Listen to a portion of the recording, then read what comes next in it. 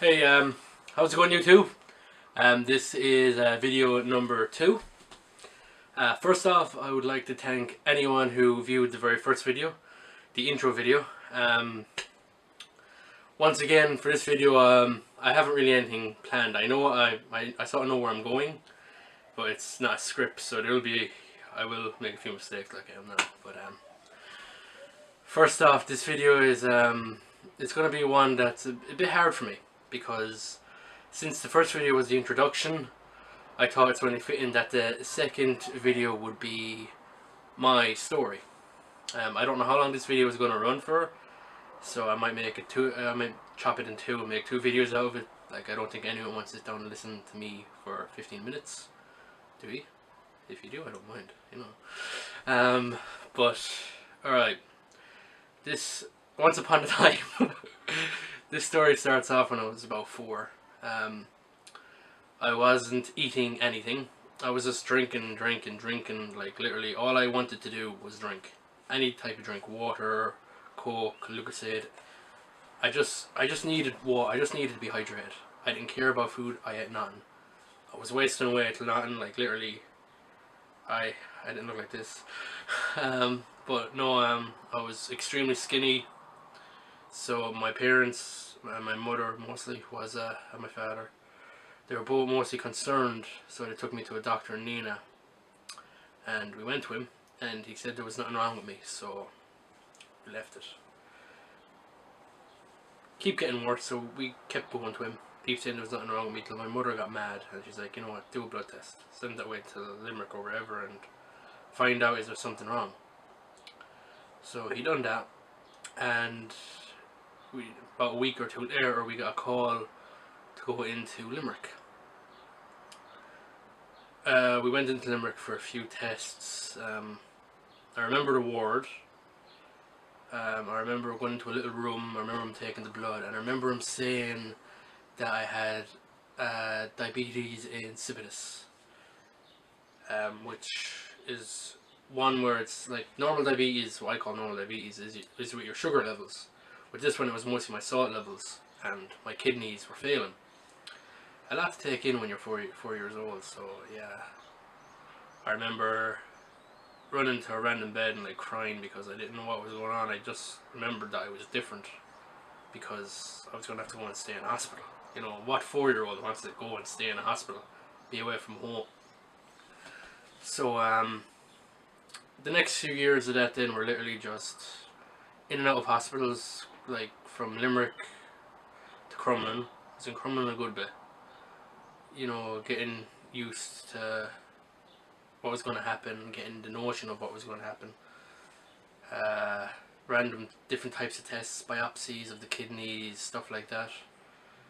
A few years passed, like a good few years passed, like, and the kidneys were still failing, but they were manageable. Like, you know, I was still sick, but I was going in. I was still going. So that keeps going on for a few more years. I remember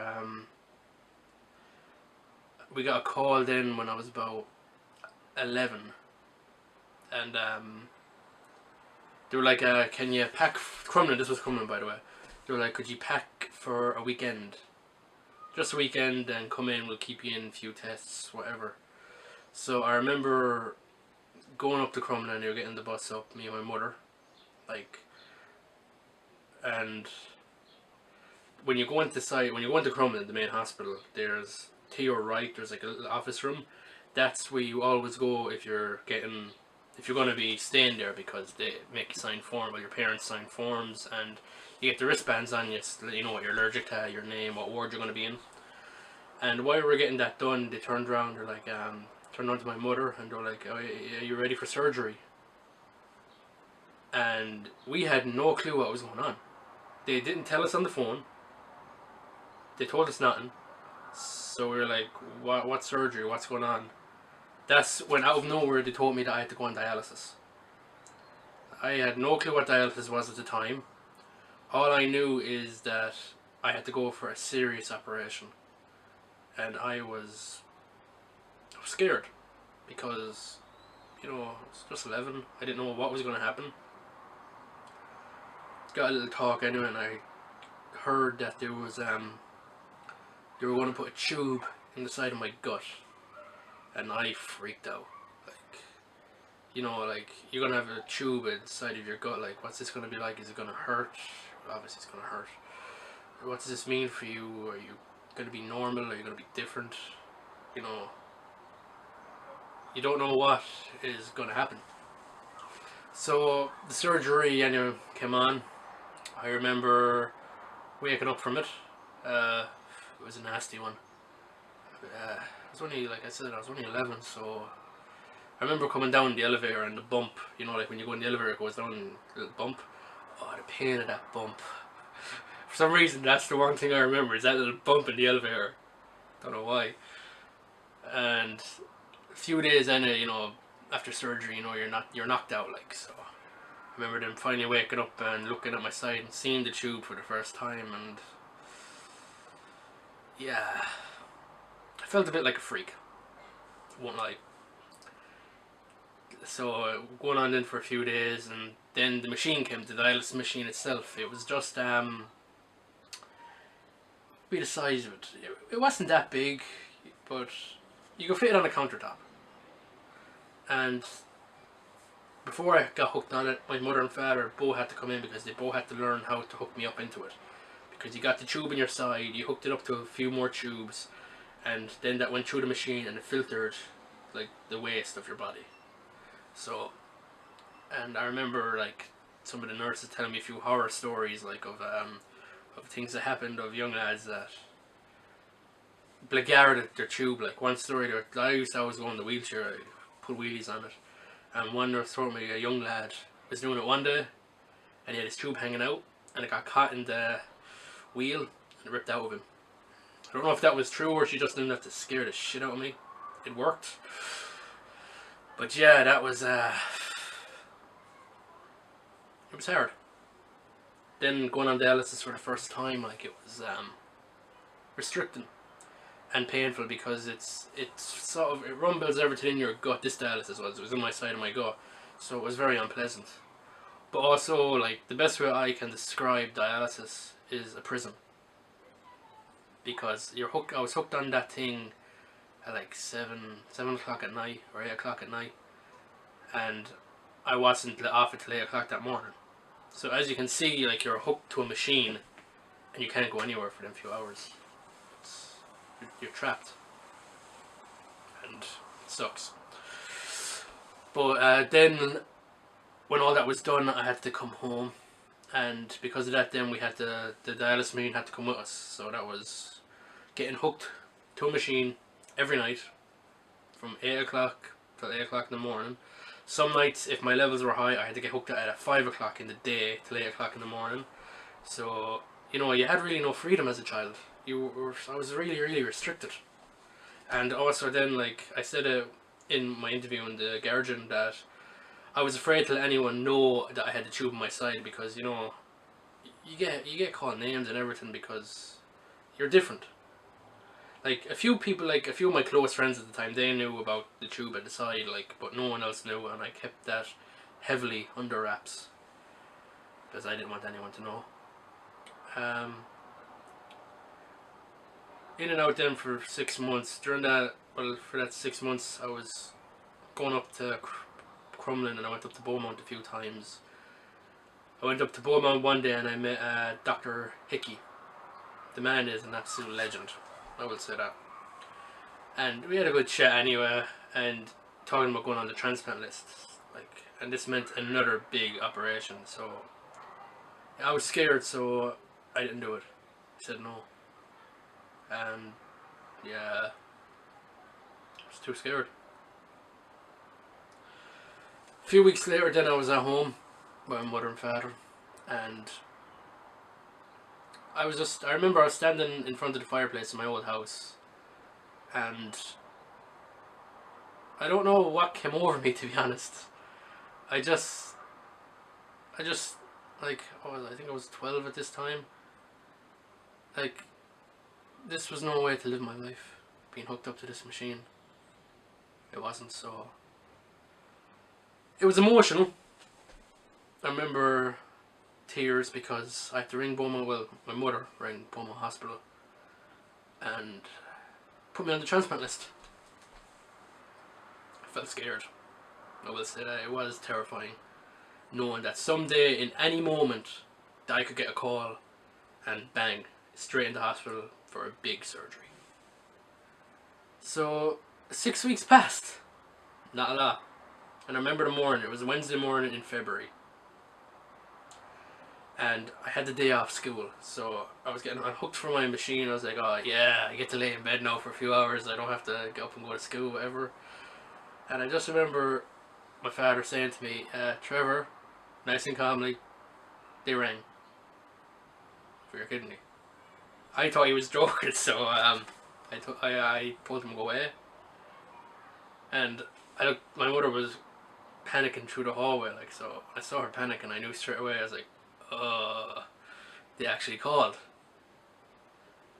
And that day going up, like, you had to ring transport, you know, transport was rang, and they came and transferred me up to Beaumont Hospital, rushed up, and the fear, but also excitement as well. I can't describe it because you know you're going through a serious operation, but it means you're going to be free. So anyway, Dr. Hickey was, I think he was away that weekend, unfortunately, that day. And so Miss Little was the one that done my surgery. I went in at, I think it was 5 o'clock in the day. I didn't come out till surgery till after 11. Like, I remember there was a bit of trouble before the surgery because I couldn't take tablets. And they were trying to give me my Prograf for the first time. And I puked them up. And to be honest, that was not looking good because any person on a transplant that's watching this, you all know that you have to take your Prograf and your tablets proper every 12 hours. It's the way to have a healthy organ. And I couldn't take pills, so yeah, it wasn't looking good. But surgery went anyway, we done it. I remember waking up in the intensive care with this woman over me saying that my parents were coming down. So I was like, I didn't say nothing, so I just, you know, I was just off drugs and everything, that the painkillers and all that. So I remember them transporting me up to my room. I had my own room, I was lucky. I remember because it was dark, it was like 11, half 11 at night. I remember then going into my room and them closing the door, and I remember opening my eyes and looking around, and all I could hear and see, I could hear all the noises of the machines that was hooked into me, and I could see the lights of the machines. I remember I turned my head over and I looked towards the door, and then I just passed out. Yeah, it was a sore one because, you know, new organ in you. It's a sore surgery, but the next morning, like, for the first time in what, 12 years, I woke up with an appetite. I never had an appetite in the mornings, ever. And that's how fast the change was to having this organ. Like, I was literally hungry, which I never was. I was in the hospital for a few weeks, you know, in and out of different things to get myself back up, different tests, and like, it was painful. Like, my veins, I remember at one point, they went bad because there was so much stuff being injected that anything injected hurt so much. And I remember one night, just the drip in my arm was extremely painful. I remember roaring the place down and crying, and the nurse coming in and telling me if it's sore she's gonna have to take it out and put in a new one, and I didn't want that. Then eventually I fell asleep and the pain went, thank God. You know, then talking to the doctors, like, even though Dr. Hickey didn't do the surgery, he still came down every day with my other surgeon, Miss Little. The man is a legend, and so is Miss Little. Like, you don't realise how thankful we should be to the surgeons who do this. They're amazing. Then they were, you know, showing me my pills for the first time, telling me about taking them. what to watch out for, because with these pills there are a few side effects. With steroids you gain weight like that, which is a nuisance. Yeah. There's side effects like cancer from the Prograf and that. You have to keep an eye out. And hair loss, all stuff like that. It's all there. But the thing that was apparent to me from when I got home, the transformation, it's amazing. You're no longer tired, you're no longer weak, you're alive. You're no longer being hooked up to a machine every night. You're free. You get to live your life. And I got to live my life. Like, I got to go into secondary school without worrying about a tube in myself, because that got taken out about a month or two afterwards. So I could like, when PE was going on, I could go swimming. I could actually take off my top, and I had a scar, but like, I don't mind scars. To me, if you have a scar, like something like I have and other people have, like, it shows how strong you are, that you're pushing through this and you're not letting it get to you. And that's, it's everything. But none of this would have been possible if someone didn't carry an organ donation card. Someone saved my life. They got me out of prison, and they helped me to live my life, helped me go to secondary school, helped me to go to college. Like, because of this one person, I went to school, went to college, got to travel, I got to see bands, I fell in love, I got to experience heartbreak, I got to experience every single thing a normal person would feel and take for granted. Because if I was still on dialysis and if I still needed a transplant, I would have been able to experience none of them. And that's what some people are like right now. They're on dialysis, they're waiting an organ. And you watching this, all of you watching this, you can save these people. As I keep saying, and all my other videos are going to say, all you have to do is carry an organ donor card. It's that simple. But also that is not enough. Because if something does happen to you, they won't take your organs. A lot of people say, they take your organs, they turn off the machine. I had a few people say that to me now. They don't. They will not take your organs. Even if you are an organ donor, they won't take your organs without asking your family first. They ask your family. So make sure that all of you have a conversation with your family, and you make sure that they know that you want to become an organ donor. So if anything does happen, that your organs will be donated. That is just, I don't really think there's anything much more to say, really.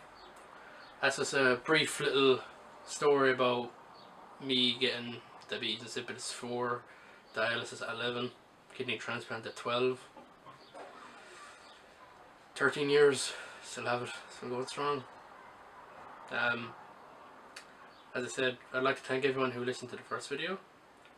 Cheers. Subscribe and share, because we want this channel to get out there, because if there's people out there that are facing transplants, that are scared, they don't know what's going on, don't be scared.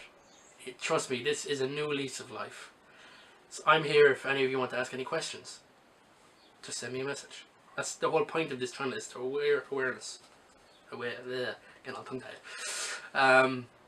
Also, in the description, I'm going to post a link to Dr. Hickey. He just done an interview on the Ray Darcy show. It's 30 minutes long, but I think it is amazing. It literally highlights some things that people would want to know. So I'll post that in the description. I feel like I rushed through this video a bit. As I said, I don't plan it out. If there's anything anyone out there would like to know, like more parts of my story or anything, or how they can become a donor or anything like that, send me a message. It's that simple. As I said again, I'll keep saying it because this channel is all about the people watching it and helping me. So I'd like to thank everyone that shared it, everyone that liked it, everyone that subscribed. Thanks. Couldn't do it without you, lads. Next video should be coming around Saturday. It won't be as good quality as this because I have it planned out. I'm going to be doing it on my phone and it's going to be on location. Oh, something a bit new for you. I rabble on a lot, don't I? Hi. Yeah, that's it.